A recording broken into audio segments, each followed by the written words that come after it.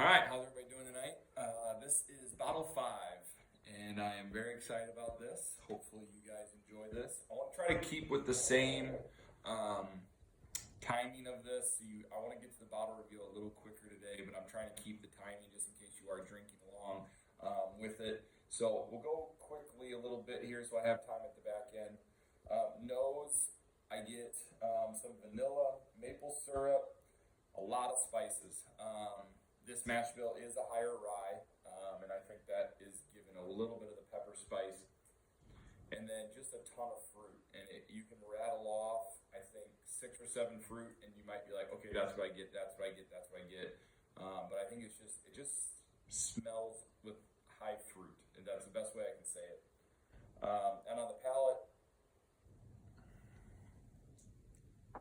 I have been drinking this one earlier too, so I took my notes earlier.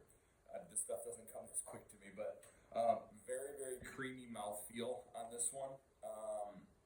How it coats your tongue, I'm getting a lot of vanilla, just a sweet vanilla with then the back end of the pepper and spice on the finish, which usually you're going to get with the higher rye. Love it, love this so much. Now this, when we get into this single barrel, not as much as some of the other ones, but normally I get a little more floral on this, and just a lot of baking spices and different things. But so very good. Comes in at 114.4, very approachable. Personally, I feel like this one wears age very well. What we are drinking is a Four Roses single barrel strength. Okay, and this is where we can nerd out for a minute here. There's a lot of information on these bottles. And this is 10 years and 4 months old. And I don't get any bitter oak. I'm extremely biased. We go to the last video, or whenever you had that one, and I'm pretty biased against Stag. This one, I could promote this as much as I could. They wear age so well. It's so well balanced. This one, all the information's on the front sticker, so you're getting the warehouse, you're getting the barrel number, and you're also getting floor 3.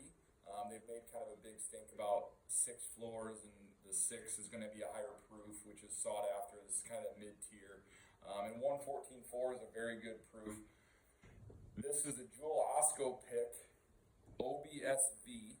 And all 4 of those letters you're going to find on all the single barrels. They do 10 recipes. And so you're going to have O as distillery, so you're always going to see O. And then you're going to see B or E. B is their higher rye. This one's at 35% rye. If you see an E recipe, usually to me, it's going to have a little more mint, and it's going to be less rye with it. I get a lot more of like the lavender type of thing on the E, which some people will like, some people won't. Maybe that'll be one that you search out. And then S is for straight bourbon whiskey. And then you got 5 different yeast strains they use. This one is OBSV.